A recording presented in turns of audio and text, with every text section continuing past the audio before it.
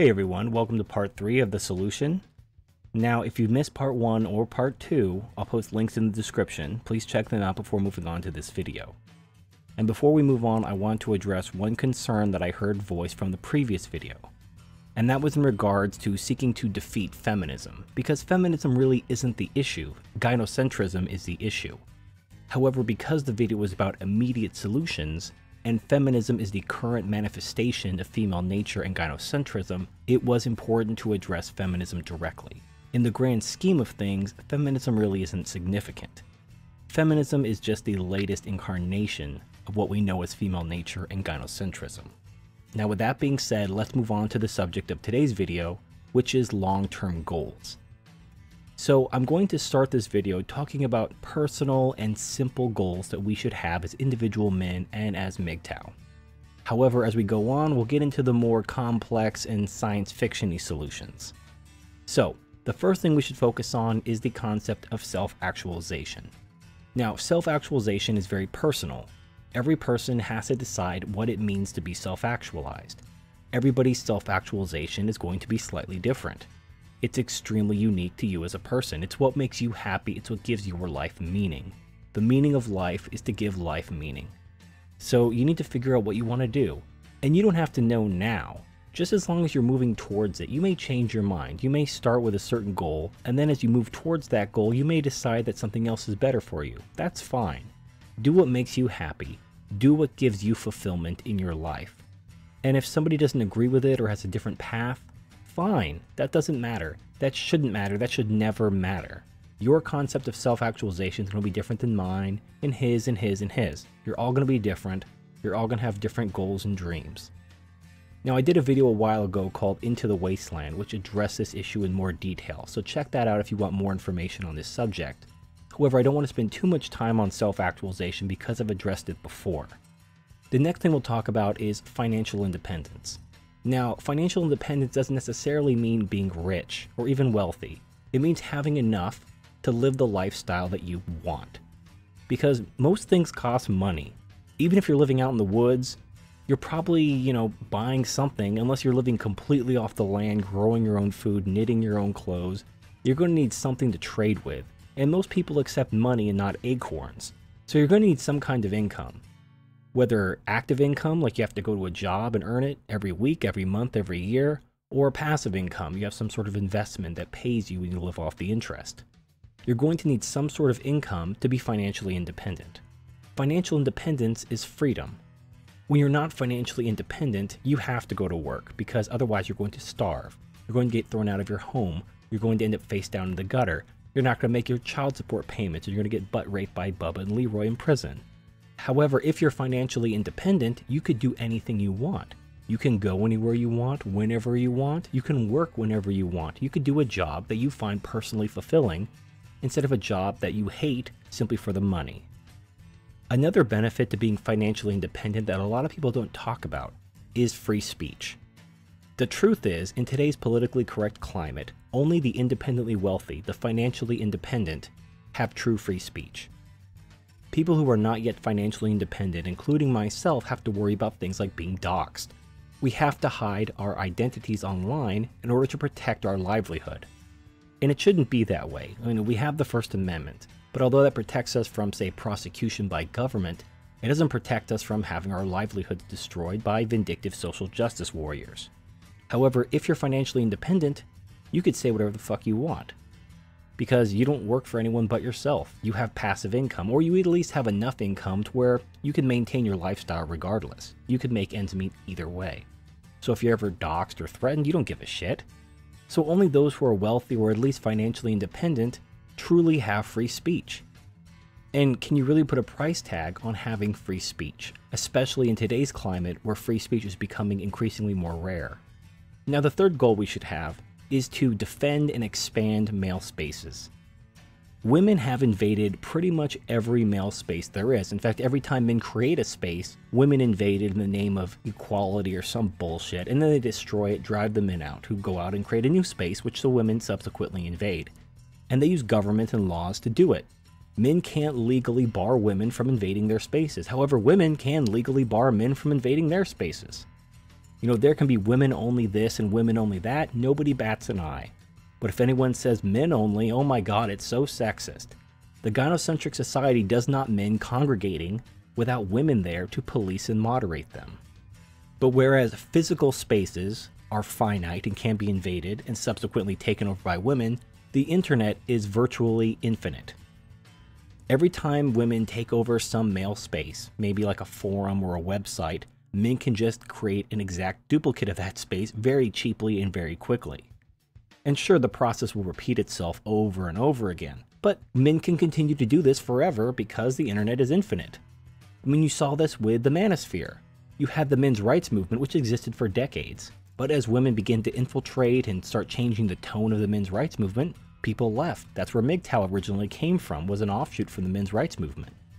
And there are women in the MGTOW community like Diana Davison. Now, she doesn't bother me, but I know there's some people really don't want women in MGTOW spaces, and I completely understand that.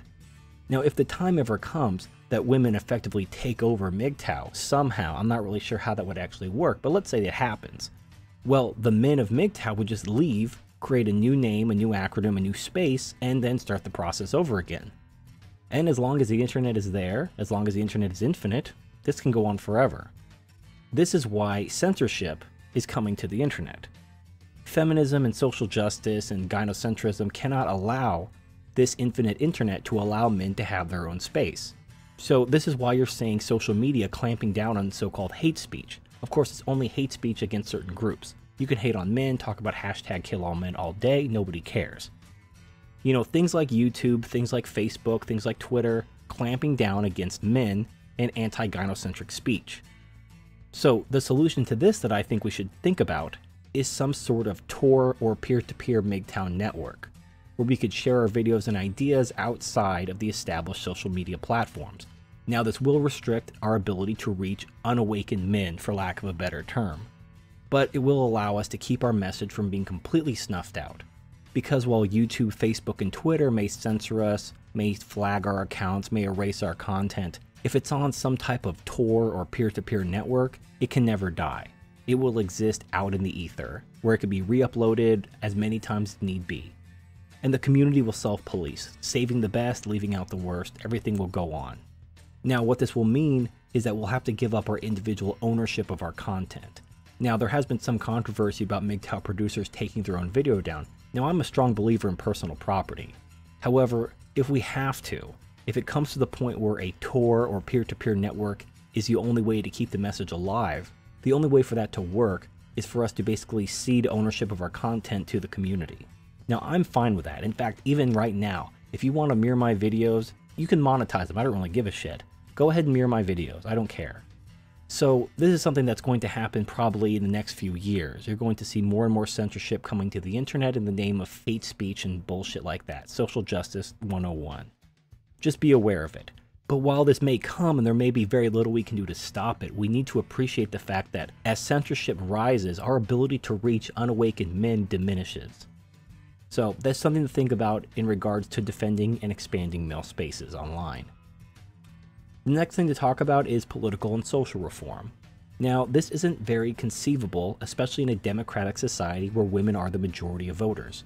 The only way to get women on board is to give them something.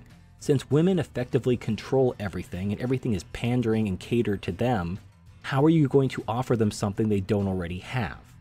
I mean, this was the issue with the Equal Rights Amendment back in the 70s.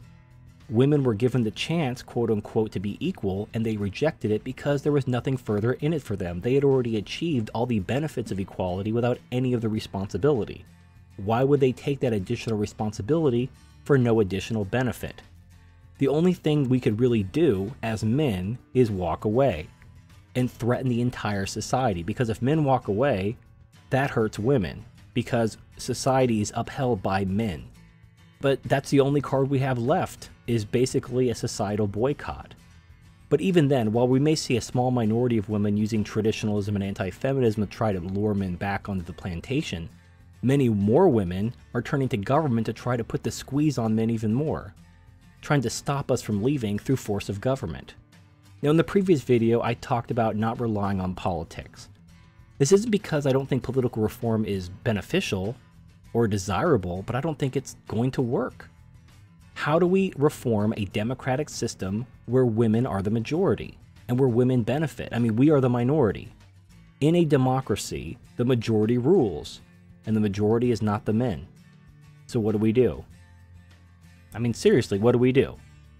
You know, just as a closing thought on political social reform, I'm all for it if you could figure out how to do it.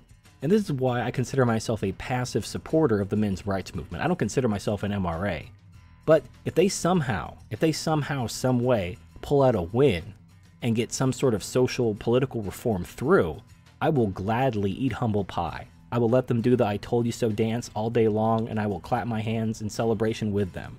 I hope to be wrong. I hope that we can somehow reform the system. I do not see how, at all. And I'm not going to waste my time and resources chasing something that I do not see working. There's just too many other things we can do. For example, one of the things we really should be focusing on, as opposed to reforming feminist law or bringing women to the table and rolling back certain bullshit laws that have happened over the last several decades, is fighting for male contraception, ectogenesis, including the artificial womb and cloning, and sex robots. Now, these will not be the game changers I think a lot of people think they will be. What they will do is they will take away the monopoly away from women. However, women will still have comparative advantage over these technologies.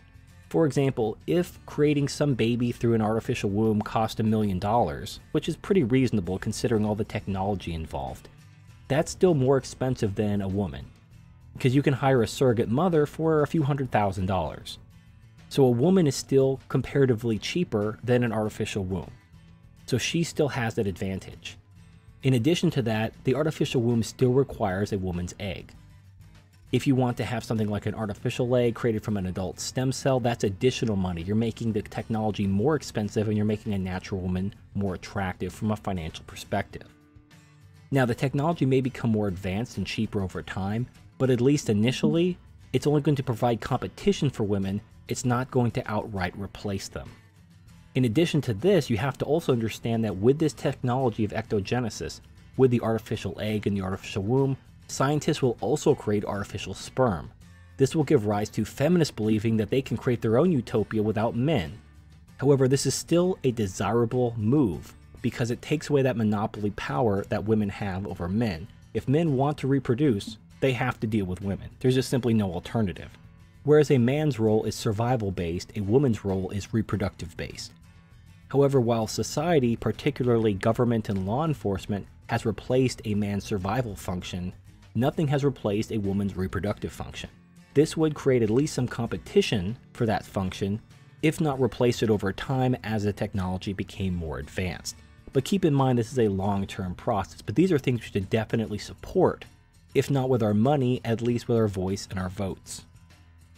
So the last two things we'll talk about are related to our environment and our genetics, because gynocentrism is a product of both. So if we want to change and eliminate gynocentrism, we have to change one of these two factors. We have to change our genetics, or we have to change our environment. Now, in the past, men had some kind of frontier they could go to. You know, a man who didn't fit in with collectivist society could go somewhere else, some frontier, the Wild West, something like that. It's just one of those things. There's nowhere to run to anymore.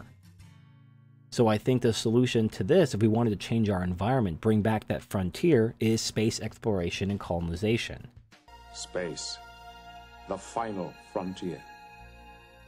And MGTOW are actually uniquely suited for these sorts of missions. One of the problems with space exploration and colonization is effectively a one-way trip. And the thing is, if you have a wife and kids, you're basically saying goodbye to them forever if you go on one of these trips. However, if you're a MGTOW, you don't have a wife and kids. You're uniquely suited for these sorts of trips. So why not go colonize Mars? I don't think this is going to happen anytime soon, but people are beginning to talk about a manned space trip to Mars. Anyway, the last thing I'll talk about is genetic manipulation. This is easily the most science fiction-y solution, but it actually solves the problem at the source. The way to solve the problem is to eliminate human reproduction, to eliminate sex and gender itself. So you would have to do this by basically making humans asexually reproductive. Now, there are lizards who are asexually reproductive, most notably the whiptail lizards and the Komodo dragons. In the event that humans became asexually reproductive, where we didn't have males and females, we simply had one gender, one sex, they would be women technically, but they wouldn't be women. They wouldn't be women as we know them, because in an asexually reproductive species, there is no reason to be weak, dumb, and neotenous. There is no function. The only function of a woman's neoteny and weakness is to not pose a threat to her male mate, so that she doesn't get kicked out and thrown on her ass and die in the cold. In a single gender, single sex, asexually reproductive species, all the individuals would be female technically, but they would be very masculine, because it's masculinity that gets shit done. So, and you see this ironically in a lot of science fiction, like the Drac from Enemy Mine or the Nameks from Dragon Ball Z. Scientifically they're women, but they're all very masculine. You know, they're big, strong, they have male voices, male features, so on and so forth. This is how an asexually reproducing, genetically modified human being would look. We wouldn't be human beings anymore. And I don't even know if this is even possible. I mean, we'd have to completely map the human genome. We'd have to find a way to genetically modify, change the DNA to eliminate all genetic diseases like cancer, Alzheimer's, everything. We'd have to get to that point. And then we'd have to move beyond that in order to incorporate animal DNA into human DNA to create like animal-human hybrids to give us certain characteristics of certain animals that we found desirable. And then at that point, we could then create some sort of human-lizard, asexually reproducing hybrid species that could then go on to eliminate the need for sexual reproduction between men and women. This is my head. That is your ugly head. No. This is my head. That is you head. You ugly head.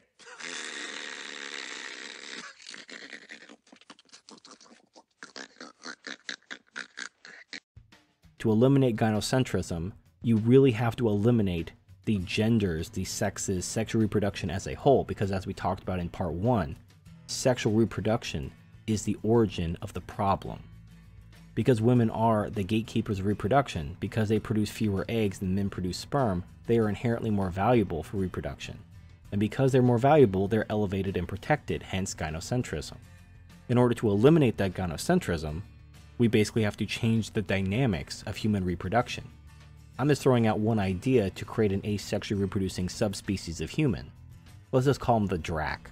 Why not? But there are other solutions to this problem. But we're deep into the realm of science fiction at this point. So let's back up and recap the things we talked about. Number 1, self-actualization. Find what makes you happy in life. That should be your primary goal as an individual. Number 2, financial independence. Money makes the world go round. No matter what your dreams are, you probably need money. Now, depending on your dreams, you may need more or less money, but you probably need some amount of money, so learn how to make some money. Number 3, defend and expand male spaces. Censorship is coming. We need to figure out a way to either stop it or get around it. Number 4, political social reform. It's desirable, I'm all for it, but it may not be feasible, at least not in our current democratic society. But things we should be fighting for is male contraception, artificial wombs cloning, and sex robots. Why not? It will at least break the monopoly that women have over sex and reproduction. Number 5, space exploration and colonization. Give humanity a new frontier. With that new frontier, the men who don't want to be part of society will have somewhere they can go, somewhere they can be productive where they don't have to deal with society's bullshit. If we had some kind of frontier like that, I would be gone yesterday. So let's create that frontier. I mean, I don't want to be here, you don't want me here, let's make it happen, right? And finally, genetic manipulation. This is the most drastic step, the most science fiction-y step, but you can't argue that it solves the problem. So those are my thoughts about long-term goals in order to solve the gynocentric problem. So tell me what you think in the comments section. Let me know if you have any questions, comments, concerns, or emotional outbursts. Thank you for watching, and I'll see you next time.